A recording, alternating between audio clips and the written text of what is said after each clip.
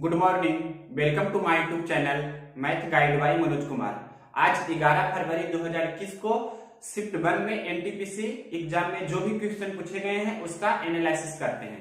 तो देखिए question number first हम एनालिसिस करेंगे फास्ट वे में, क्योंकि हर एक वीडियो में लगभग 40 मिनट से ओवर ही चला जाता है, तो इसमें कोशिश करेंगे कि 20 मिनट के अक्रॉस ही हो।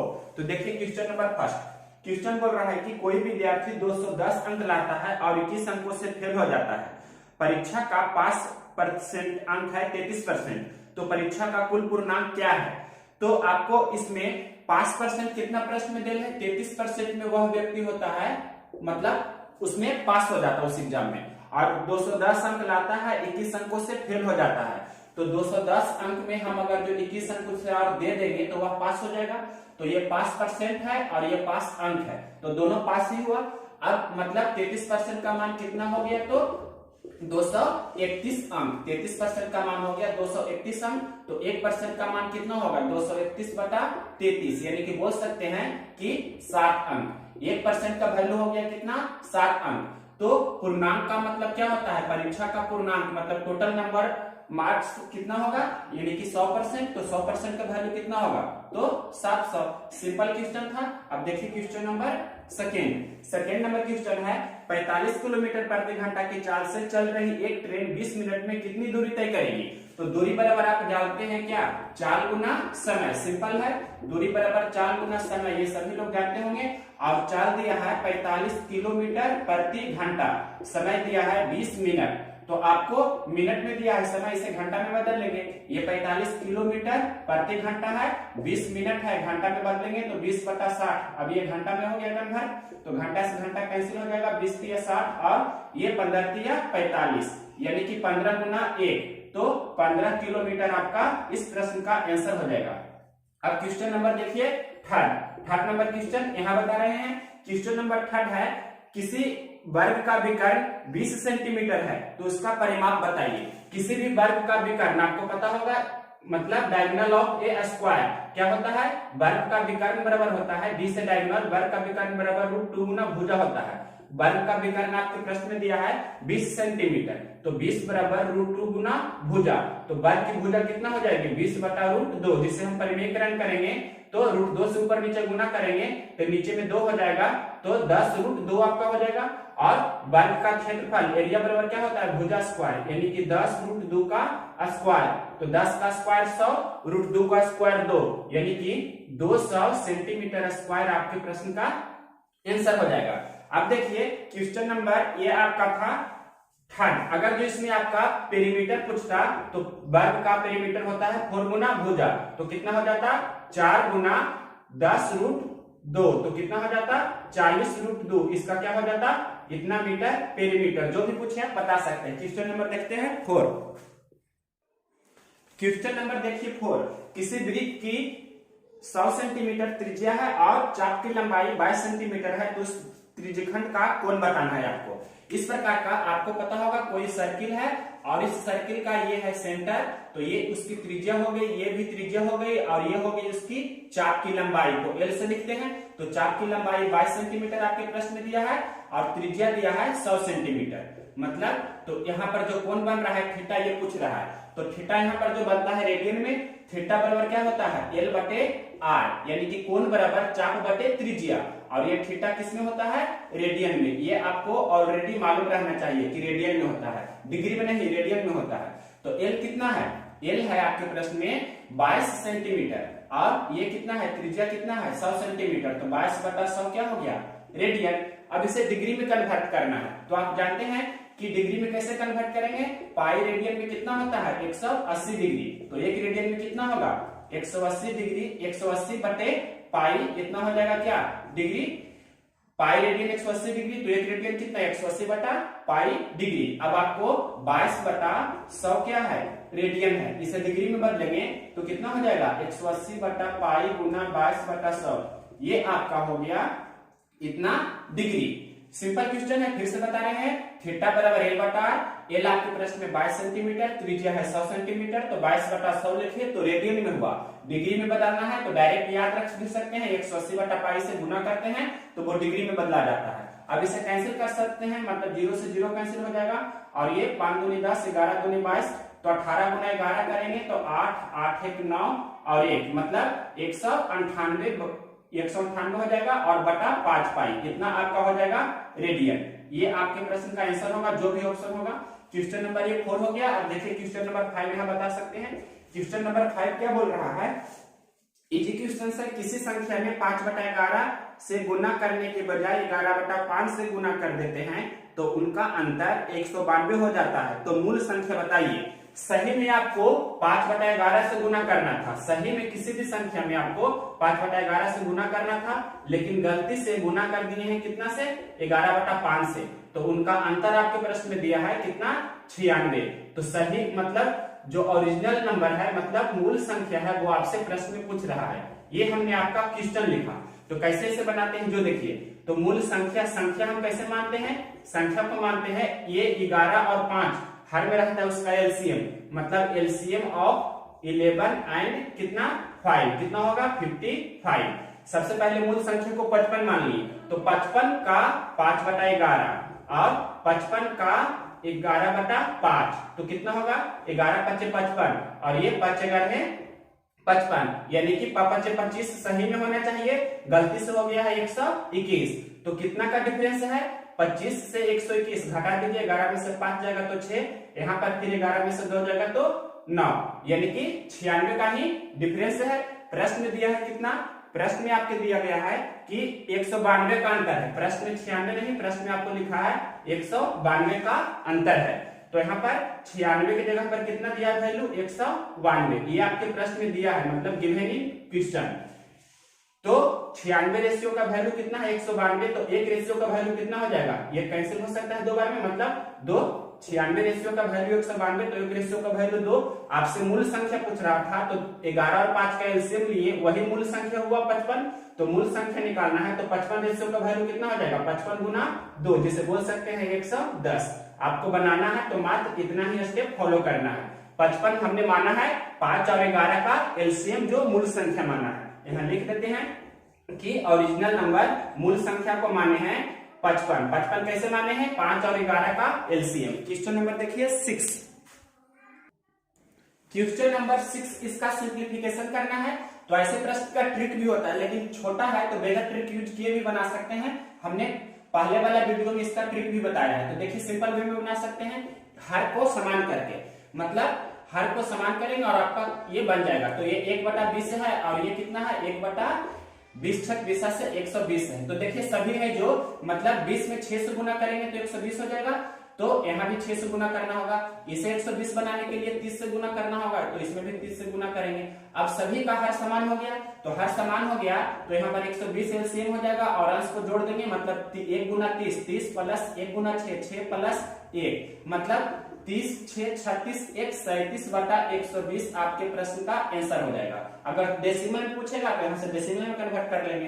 क्वेश्चन नंबर देखिए 7, ये आपको x की जगह पर 6 रखेंगे, y की जगह पर 5 रखेंगे। सिंपल क्वेश्चन है, इस वैरायटी में रहे तो यहाँ पर 6 रखेंगे तो कितना हो जाएगा 6 का स्क्वायर प्लस 5 का स्क्वायर बटे 6 का स्क्वायर माइनस 5 का स्क्वायर, तो 6 का स्क्वायर 36 होता है प्लस 5 का स्क्वायर 25, फिर 36 माइनस 25, तो 36 और 25 कितना होगा 6 5 11, 3 2 5 1 6, 6 5 11 के 1 बाकी 1, फिर 3 2 5 हो गया और बाकी 1 6, तो यहाँ पर 61/11 आपके प्रश्न का आंसर हो जाएगा।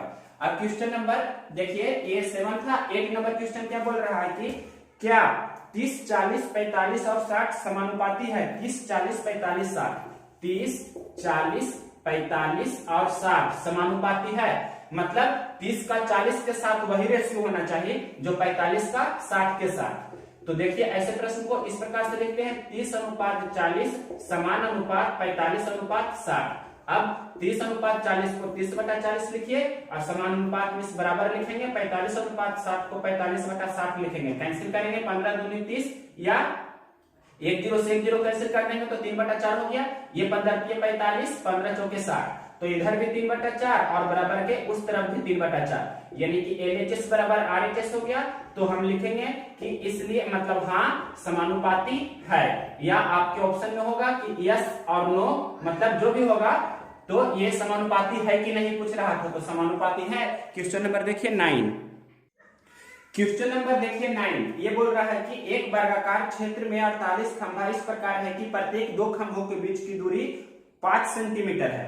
तो उस वर्गाकार क्षेत्र का क्षेत्रफल बताना है। परिमाप भी पूछ सकता है, क्षेत्रफल भी पूछ सकता है, तो क्षेत्रफल पूछा है। देखिए क्वेश्चन है कि कोई वर्गाकार क्षेत्र है, ये है जो मतलब वर्गाकार क्षेत्र है। सबसे पहले इतना आपको समझना है कि ये वर्गाकार क्षेत्र है। तो इसमें टोटल 48 खंभा है, मतलब 48 पोल है। खंभा हिंदी में लिखते हैं 48 खंभे हैं। तो पहले तो 4 खंभा मतलब इस पर हो जाएगा, एक खंभा, यहाँ पर एक खंभा, यहाँ पर एक खंभा, मतलब चारों कॉर्नर पॉइंट पर एक एक खंभा हो जाएगा। अब यहाँ पर एक एक मतलब अब टोटल कितना खंभा बचा, मतलब 48 में से 4 घटा देंगे, 48 में से 4 घटा देंगे तो अब 44 खंभा बचा। तो 44 खंभा मतलब यहाँ पर 11 खंभा, इसमें भी 11 खंभा होगा, यहाँ 11 खंभा होगा और इसमें भी 11 खंभा होगा। मतलब ये दोनों के बीच में यहाँ भी 11 खंभा होगा और यहाँ भी 11 खंभा होगा। पहले इतना समझे आप। तो अब देखिए 11 खंभों को आप इस प्रकार दे भी सकते हैं, मतलब 1 खंभा, 2 खंभा, 3 खंभा, 4, 5, 6, 7, 8, 9, 10, 11 इस प्रकार से दे दिए। अब प्रश्न में दिया है ना कि कोई प्रत्येक दो खंभों के बीच की दूरी 5 सेंटीमीटर है। ये क्वेश्चन बहुत ही इंपॉर्टेंट है, आपको समझना है। मतलब 2 खंभा, मतलब पहला खंभा और ये दूसरा खंभा, दोनों खंभों के बीच की दूरी आपके प्रश्न में दिया है 5 सेंटीमीटर है। तो देखिए कितना गैपिंग हो गया, मतलब एक गैपिंग पर 5 सेंटीमीटर है। तो एक गैपिंग यहाँ है 2, 3, 4, 5, 6, 7, 8, 9, 10, 11, 12। टोटल कितना हो गया 12 गैपिंग। टोटल हो गया 12 गैपिंग, मतलब एक साइड है जो 12 गैपिंग है, एक साइड है जो 12 गैपिंग है, तो इस साइड भी 12 गैपिंग, यहाँ भी 12 गैपिंग, यहाँ भी 12 गैपिंग होगा। तो एक मतलब एक गैपिंग का मतलब आपके प्रश्न में कितना दिया है वैल्यू, एक गैपिंग का मतलब 5 सेंटीमीटर। तो वर्ग की भुजा, ये क्या हो गई वर्ग की भुजा, जिसे हम साइड बोल सकते हैं ना। वर्ग की भुजा में कितना है 12 गैपिंग, तो 12 गैपिंग का वैल्यू कितना हो जाएगा, एक गैपिंग का मतलब है 5 सेंटीमीटर, तो 12 गैपिंग का मतलब कितना होगा 5 गुना 12 या 12 गुना 5, तो कितना 60 सेंटीमीटर। यानी कि ये वर्ग की भुजा कितना हो गई, आपको क्लियर हो गया कि वर्ग की भुजा आप निकाल लिए कितना हो गई 60 सेंटीमीटर। वर्ग की भुजा 60 सेंटीमीटर। तो यहाँ पर से अगर जो आपको क्षेत्रफल पूछे तो वर्ग का क्षेत्रफल क्या होता है, साइड का स्क्वायर मतलब भुजा का स्क्वायर, तो 60 का स्क्वायर कितना हो जाएगा 6 6 36, यानी कि 3600 सेंटीमीटर है, तो सेंटीमीटर स्क्वायर। अगर जो आपके ये तो आपका आंसर हो गया। परिमाप पूछता तो परिमाप क्या होता है, वर्ग का परिमाप बराबर होता है 4 गुना भुजा। 4 गुना भुजा कहने का मतलब 4 गुना 60, यानी कि बोल सकते हैं 240 सेंटीमीटर। अगर जो इसका विकर्ण पूछता तो क्या हो जाता, वर्ग का विकर्ण होता है √2 गुना भुजा। √2 गुना भुजा कहने का मतलब भुजा कितना आया, भुजा आपका आ गया है 60, तो 60 √2 हो जाता आपका इसका विकर्ण इतना सेंटीमीटर।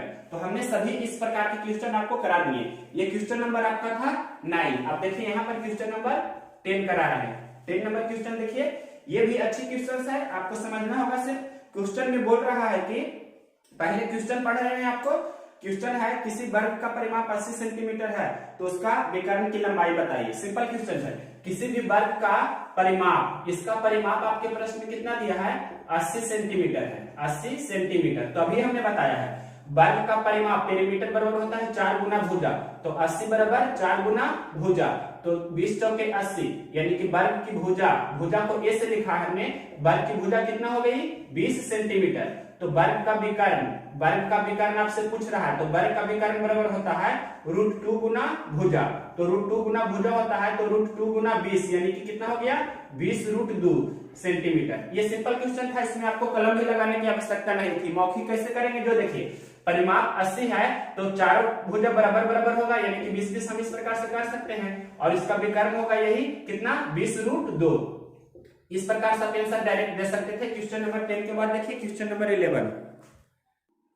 नेक्स्ट क्वेश्चन देखिए क्वेश्चन नंबर 11। इसमें दिया है कि ये कोई इक्विलेटरल ट्रायंगल है, कहने का मतलब समबाहु त्रिभुज, हिंदी में इक्विलेटरल ट्रायंगल को बोलते हैं। ये है समबाहु त्रिभुज। तो यहाँ पर एक जहाज है, ये जहाज यहाँ से चलना शुरू किया तो 240 किलोमीटर प्रति घंटा पहला साइड पर चला, दूसरा साइड पर इस प्रकार से चल रहा है, मतलब 200 किलोमीटर प्रति घंटा से, और यहाँ पर 300 किलोमीटर प्रति घंटा का स्पीड से।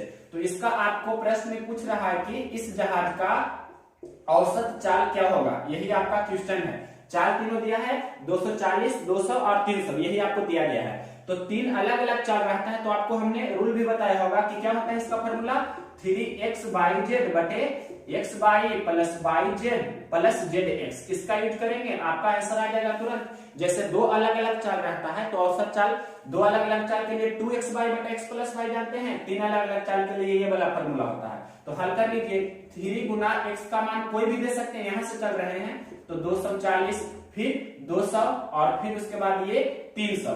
अब उसके बाद x गुना y, मतलब x इसे माने हैं, y इसे माने हैं, ये इसे x मान सकते हैं, इसे y मान सकते हैं, इसे z मान लिए हैं।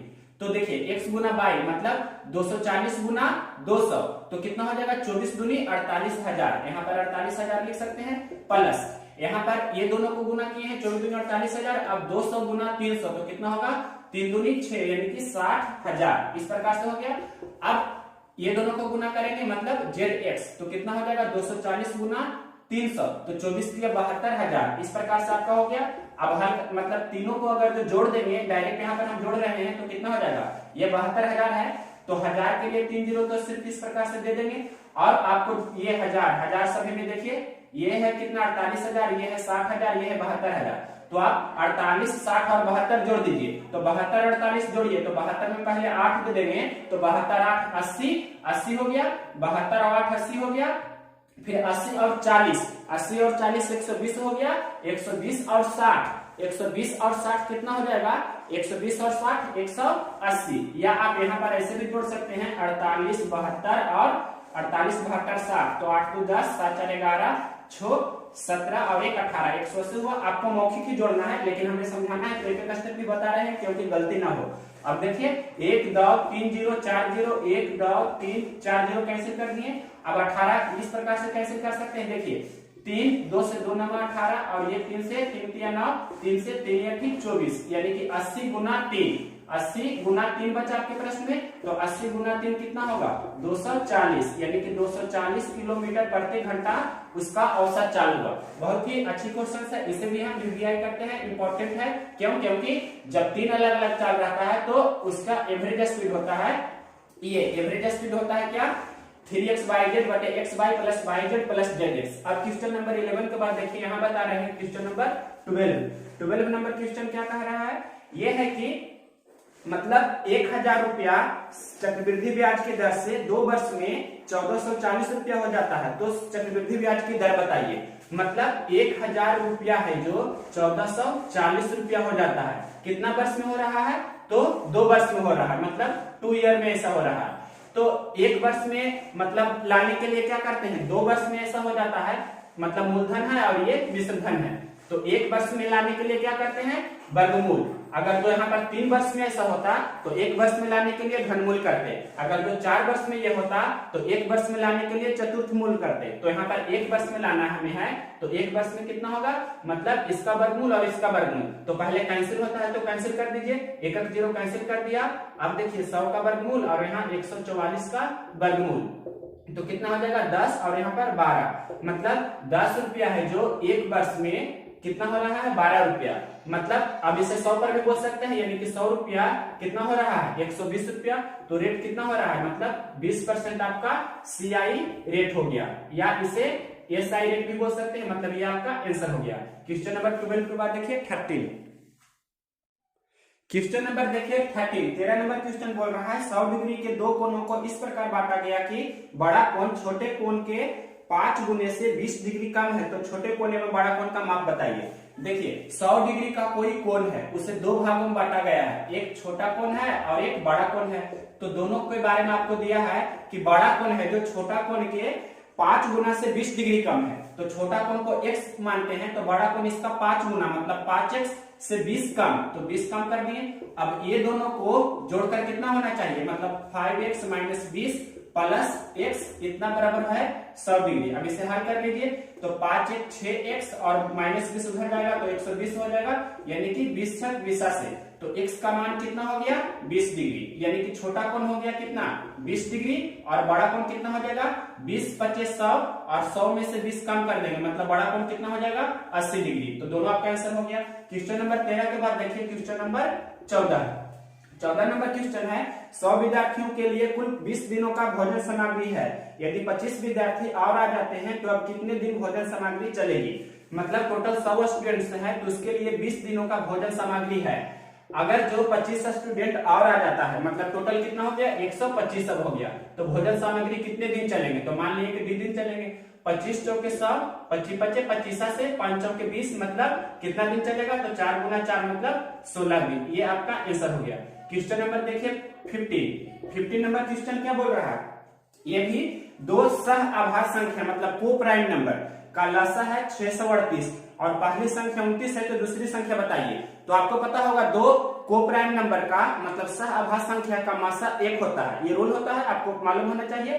तो यहाँ पर से मतलब आप जानते हैं पहली संख्या गुने दूसरी संख्या बराबर दोनों संख्याओं का लसा गुने दोनों संख्याओं का मासा। तो दोनों संख्या है जो क्या है को प्राइम नंबर है तो उसका मासा तो सबसे पहले 1 हो गया फिक्स।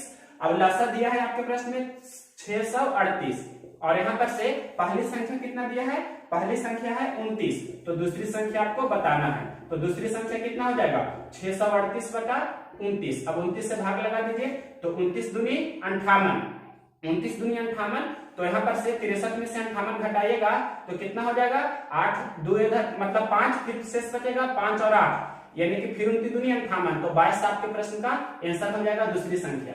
क्वेश्चन नंबर 15 के बाद देखिए यही बता रहे हैं क्वेश्चन नंबर 16 नंबर क्वेश्चन क्या कह रहा है कि 3 लगातार संख्याओं का योगफल 27 है तो अगला 3 संख्याओं का योगफल कितना होगा। तो एपी में ऐसा होता है 3 लगातार संख्या को कैसे मानते हैं a minus D A plus D. तो यहाँ पर a माइनस 1 मान लेंगे उसी वैरायटी का a माइनस 1 a और a प्लस 1 ये तीनों संख्या है। तो तीनों संख्याओं का योगफल आपके प्रश्न में कितना दिया है देख सकते हैं, तीनों दिया है 27। तो यहाँ पर से a का मान कितना हो जाएगा माइनस 1 प्लस से कैंसिल हो जाएगा मतलब 3a बराबर 27। तो a का मान कितना हो जाएगा 9 मतलब a का मान हो गया आपके प्रश्न में 9। तो यहाँ पर लिख रहे हैं पहली संख्या मतलब जैसे भी चाहे आप लिख सकते हैं कि इस प्रकार से 3 संख्या माना जाता है a माइनस a प्लस 1। तो a का मान हो गया 9 तो ये कितना है ये यहाँ पर से भी कर सकते हैं 9 में से 1 जाएगा 8 और 9 प्लस 1 तो 10। तो ये तीनों संख्या हो गया मतलब 8 और 9 17 10 27 ये तीनों का योगफल ये हो गया। लेकिन प्रश्न में पूछ रहा है अगला 3 लगातार संख्या कौन होगा। तो 10 के आगे 3 लगातार संख्या 11 होगा 12 होगा और कितना होगा 13 होगा। तो ये तीनों का योगफल बता दीजिए। तो कितना हो जाएगा 3 2 5 1 6 और यहाँ पर से 1 2 3 यानी कि 36 आपके प्रश्न का आंसर हो जाएगा। जब 3 लगातार संख्याओं का योगफल 27 है तो अगला 3 लगातार संख्या का योगफल होगा 36। क्वेश्चन नंबर अब देखिए 17।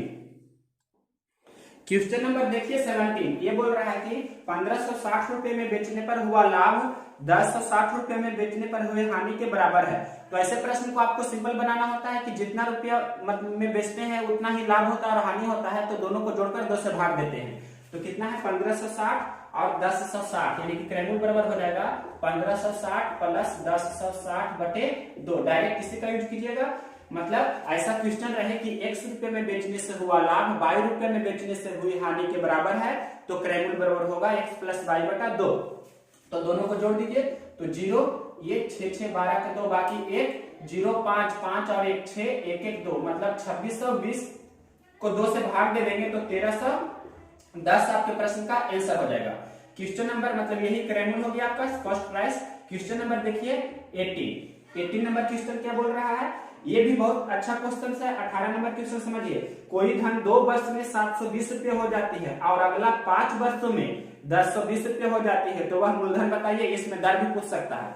तो कोई धन है जो 2 वर्ष में कितना हो रहा है, कोई धन है जो 2 वर्ष में हो रहा है 720 रुपया और वही धन अगला 5 वर्ष में मतलब 2 वर्ष से अगला 5 वर्ष आगे कितना होगा 7 वर्ष यानी कि नेक्स्ट 5 इयर्स में मतलब 7 वर्ष में कितना हो जाता है 1020 रुपये हो जाता है। तो आपको मूलधन बताना है। तो यहाँ देखिए 2 वर्ष से 7 वर्ष हो रहा है तो यहाँ टाइम का गैपिंग कितना है 5 वर्ष का है और यहाँ पर 720 से 1020 हो रहा है तो यहाँ मतलब कितना रुपया का गैपिंग है तो 300 रुपया का। कहने का मतलब 5 वर्ष का ब्याज कितना है 5 वर्ष का ब्याज हो गया 300 रुपया। 5 वर्ष का ब्याज हो गया 300 रुपया तो 1 वर्ष का ब्याज कितना होगा 1 वर्ष का ब्याज होगा 300 बटा 5 जिसे बोल सकते हैं 60 रुपया हुआ 1 वर्ष का ब्याज। तो यहाँ पर प्रश्न दिया है 2 वर्ष में कोई धन 720 रुपया हो जाता है, तो 2 वर्ष में कितना हो जाएगा, 1 वर्ष में होता है 60 रुपया, तो 2 वर्ष में 2 गुना 60 यानी कि 120 रुपया हो जाता है। तो आपको मूलधन निकालना है, तो मूलधन कैसे निकालेंगे, ये तो एक प्रकार से क्या है, मिश्रधन है, ये मिश्रधन है। मतलब मिश्रधन का मतलब क्या हो गया कि इसमें मूलधन और दोनों साधारण ब्याज दोनों है, मूलधन और ब्याज दोनों है। तो प्रश्न में आपको 720 रुपया मिश्रधन है और यहाँ पर 2 वर्ष में कितना हो रहा है, 120 रुपया। तो मूलधन डायरेक्ट निकाल सकते हैं, 720 में से 8 घटा देंगे 120 रुपया यानी कि 600 रुपया आपका हो जाएगा, क्या 600 रुपया हो जाएगा आपका मूलधन। मूलधन को इंग्लिश में प्रिंसिपल बोलते हैं, इसलिए पी से लिखा है। तो 600 रुपया आपके प्रश्न का आंसर हो गया। अगर जो रेट पूछता तो रेट क्या हो जाता है, मतलब 1 वर्ष का ब्याज कितना है 60 और मूलधन कितना है 600, तो 60 बटा 600 गुना 100 करते हैं, तो ये आपका हो जाता क्या रेट, मतलब रेट कितना हो जाता है 10%। रेट पूछेगा तो 10% और मूलधन पूछेगा तो 600 रुपया। क्वेश्चन नंबर ये 17 था, 18 भी हो गया। अब देखिए 19, क्वेश्चन नंबर देखिए 19, ये बोल रहा है किसी आयत की लंबाई और चौड़ाई 3:1 में है एवं परिमाप 240 मीटर है, तो आयत की लंबाई बताइए। किसी आयत है, आयत के आपके प्रश्न में ये लंबाई और चौड़ाई है और इसका पेरीमीटर भी दिया है, पेरीमीटर दिया है 240 मीटर। लंबाई और चौड़ाई का रेशियो दिया है 3:1, तो पहले रेशियो में पेरीमीटर कितना हो जाएगा, पेरीमीटर बराबर होता है 2 इंटू लंबाई प्लस चौड़ाई, मतलब आयत के परिमाप बराबर 2 इंटू लंबाई प्लस चौड़ाई, तो 3 और 1 4, 4 दूनी 8, 8 मीटर क्या है परिमाप। तो 8 रेशियो का वैल्यू आपके प्रश्न में दिया है 240, तो 1 रेशियो का वैल्यू कितना होगा, मतलब 240 बटा 8 यानी कि 30 यूनिट होगा। तो लंबाई पूछ रहा है तो 3 यूनिट का वैल्यू कितना होगा, 3 गुना 80 यानी कि ये भी आपका हो जाएगा 3 गुना 30 यानी कि 90 मीटर। तो 90 मीटर आपका हो गया आयत की लंबाई। अगर जो चौड़ाई पूछता तो इसमें भी 30 से गुना करते, मतलब 30 मीटर हो जाता आयत की चौड़ाई। अगर जो इसका क्षेत्रफल पूछता तो हो जाता 90 गुना 30 यानी कि 2700 वर्ग मीटर, या सेंटीमीटर है तो सेंटीमीटर, मीटर है तो वर्ग मीटर आपका आंसर होगा। अगर जो इसका विकर्ण पूछता तो रूट अंडर लंबाई का स्क्वायर और चौड़ाई का स्क्वायर करते, ये आपका आंसर होता है। क्वेश्चन नंबर देखिए 20 नंबर क्वेश्चन है, ये है कि किसी पेंसिल का 1/8 भाग काला है, शेष का 1/2 भाग पीला है और शेष जो बचा हुआ भाग है 3.5 सेंटीमीटर लाल रंग का है, तो पेंसिल की कुल लंबाई बताइए। तो कोई पेंसिल है जिसका 1/8 भाग लाल है और शेष का 1/2 भाग पीला है, तो हर में कौन कौन है, 8 है और 2 है, तो कुल भाग हम मान लेंगे पेंसिल का कि कितना है, कुल भाग पेंसिल की लंबाई है 16 यूनिट। तो अब प्रश्न दिया है कि पेंसिल का 1/8 भाग काला है, तो 16 का 1/8 कितना होगा, 16 का 1/8 कितना होगा, 1 होगा, मतलब 1 भाग काला है। फिर आगे प्रश्न में लिखा है शेष का 1/2 भाग पीला है, तो यहाँ पर आपको देखना होगा कि प्रश्न दिया है 8 और 2, 8 और 2 का लसक 16 नहीं, 8 और 2 का लसक कितना होगा, 8 ही होगा, तो 8 का 1/8 भाग 1 होगा, 8 का 1/1 भाग कितना होगा, 1 होगा। यहाँ पर से आपको निकालना है शेष का आधा भाग, तो शेष कितना हुआ, शेष हो गया 8 में से 1 घटा देंगे तो 7, 7 का आधा, 7 का आधा मतलब शेष तो पहले 7 हो गया, 7 का आधा कितना होगा 7.5, मतलब 7.5 आपका हो गया क्या, 7.5 हो गया पीला, 7.5 भाग हो गया पीला। अब फिर आगे बोल रहा है प्रश्न में शेष का 3.5 भाग लाल रंग का है। अब 7 में से आधा भाग है 3.5 है जो पीला, तो और जो बचेगा मतलब 3.5 ही बचेगा, वो क्या है लाल रंग का, मतलब फिर 7.5 भाग है, मतलब 7 का आधा 3.5 बोल सकते हैं, ये है जो लाल रंग का। तो प्रश्न में आपको निश्चित राशि दिया है कि शेष 3.1/2 सेंटीमीटर लाल रंग का है, यानी कि इसे भी बोल सकते हैं 3.1/2 सेंटीमीटर, मतलब इतना का वैल्यू आपके प्रश्न में इतना ही दिया है। तो 1 सेंटीमीटर का वैल्यू 1 सेंटीमीटर होगा, रेशियो में 1 सेंटीमीटर का वैल्यू एक्चुअल में 1 सेंटीमीटर होगा, तो निश्चित कुल भाग मानने हैं, मतलब 2 और 8 का एलसीएम मतलब 8 सेंटीमीटर या मीटर पेंसिल की लंबाई, तो 8 यूनिट का वैल्यू कितना होगा 8 सेंटीमीटर, यानी कि पेंसिल की लंबाई हो गई 8 centimetre. Question number 21 simple question है, इसमें ये कोई आपका एंगल है, मतलब कोण है, यहाँ नाम दे देते हैं ए, यहाँ नाम दे देते हैं बी, यहाँ पर थीटा कोण है, यहाँ पर ओ है। तो अगर जो प्रश्न में बोल रहा है कि ओबी को हम दुगना कर देते हैं, मान लीजिए कि ओबी पहले यहाँ तक था, ये ओबी लंबाई है, तो ओबी की लंबाई अगर जो 5 सेंटीमीटर हम मान लेते हैं, इसे दुगना कर जो करेंगे तो 10 सेंटीमीटर हो जाएगा, यहाँ से यहाँ की लंबाई मान लीजिए कि दुगना इसे कर दिए। प्रश्न में बोल रहा है कि ओबी को अगर जो दुगना कर देंगे इस लंबाई को, तो कोण पर क्या प्रभाव पड़ेगा? तो कोण पर कोई प्रभाव नहीं पड़ेगा, ये तो जस्ट का तस रहेगा, यानी कि नो चेंज, या बोल सकते हैं कि कोई भी प्रभाव नहीं पड़ेगा। क्वेश्चन नंबर 21 पूरा हो गया। अब कोई भी क्वेश्चन नहीं है, सभी क्वेश्चन हमने करा दिया है। एक बार फिर से सभी क्वेश्चंस को हम देख लेते हैं। सभी वैरायटी के क्वेश्चन जितना भी इसमें था पूरा हमने करा दिया है। लास्ट क्वेश्चन है, एक क्वेश्चन और देख लीजिए, क्वेश्चन नंबर 22। ये क्वेश्चन है, किसी विद्यार्थी ने पहले 4 परीक्षा में औसत अंक मतलब 4 परीक्षाओं का स्कोर किया है, उसका औसत है 95। 5वां परीक्षा में उसने स्कोर 0 अंक किया, तो नया औसत क्या हो गया? तो क्वेश्चन इसे कैसे बनाएंगे? देखिए, पहले 4 परीक्षा का स्कोर का औसत है 95, तो पहले चारों परीक्षा का औसत का योगफल कितना हो जाएगा? उसका स्कोर का योगफल, मतलब 4 परीक्षाओं का औसत है 95, तो उसका योगफल 95 गुना 4। एक परीक्षा और दिया है तो उसमें 0 अंक लाया है, और टोटल कितना हो गया? 5 परीक्षा हो गया, तो ये औसत हो जाएगा आपका 19 चौके 76, मतलब नया औसत हो जाएगा 76। क्वेश्चन नंबर ये था आपका 22। अब एक भी क्वेश्चन नहीं है, सभी क्वेश्चन पूरा कंप्लीट हो गया। ये वीडियो अगर जो पसंद है तो इसे लाइक करें, आप शेयर करें। नेक्स्ट वीडियो होगा जो 11 फरवरी 2021 का शिफ्ट 2 वाला होगा।